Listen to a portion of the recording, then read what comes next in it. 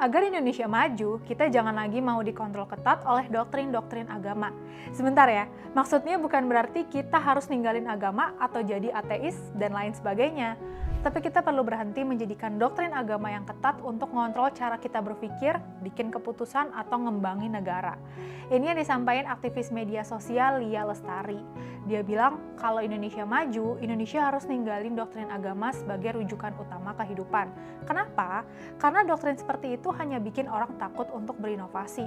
Mau melakukan apa-apa, takut akan dosa, takut dianggap menodai agama, takut neraka. Alhasil pemikiran kita jadi mandek, kita gampang dimanipulasi dan negara nggak bisa maju. Lia ini adalah perempuan muda yang selama bertahun-tahun sudah biasa menyajikan postingan-postingan yang mencerahkan. Lia tidak asal bicara. Dia bilang Indonesia seharusnya melakukan sekularisasi. Artinya agama yang ngurus agama aja, sementara politik, ekonomi, hukum, sosial diatur oleh hukumnya masing-masing. Dia memberi contoh bagaimana Eropa mengalami kemajuan.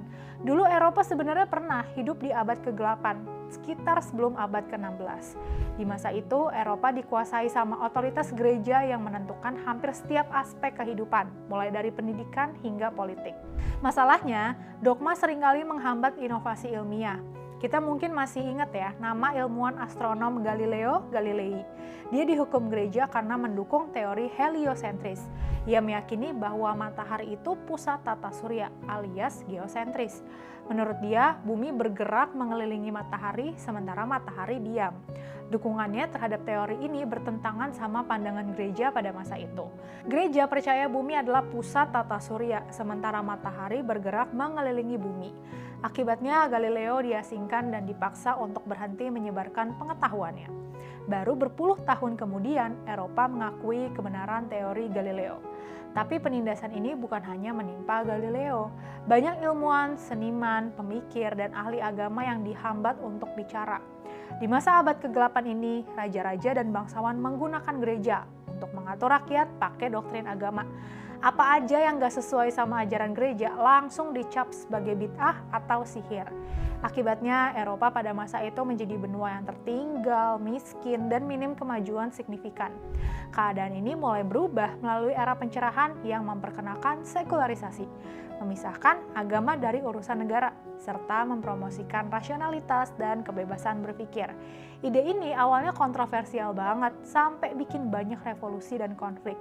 Tapi hasilnya, Eropa masuk ke era Renaissance, alias abad pencerahan di abad ke-17 dan ke-18.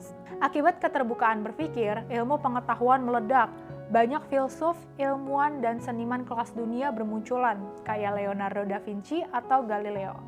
Teori-teori ilmiah baru ditemuin, teknologi dikembangkan, karya seni legendaris dibuat, dan Eropa berubah dari benua yang terbelakang jadi pusat peradaban dunia yang maju, megah, dan berbudaya tinggi.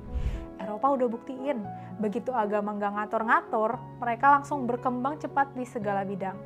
Jadi saran Lia rasanya bener banget. Kita perlu meninggalkan abad ke-8 menuju abad pencerahan. Yuk, bareng-bareng kita bikin Indonesia menjadi negara yang berani berpikir merdeka, mengutamakan kemajuan bersama, dan menghargai perbedaan. Agama ada untuk mencapai kemajuan, bukan untuk membatasi kemajuan.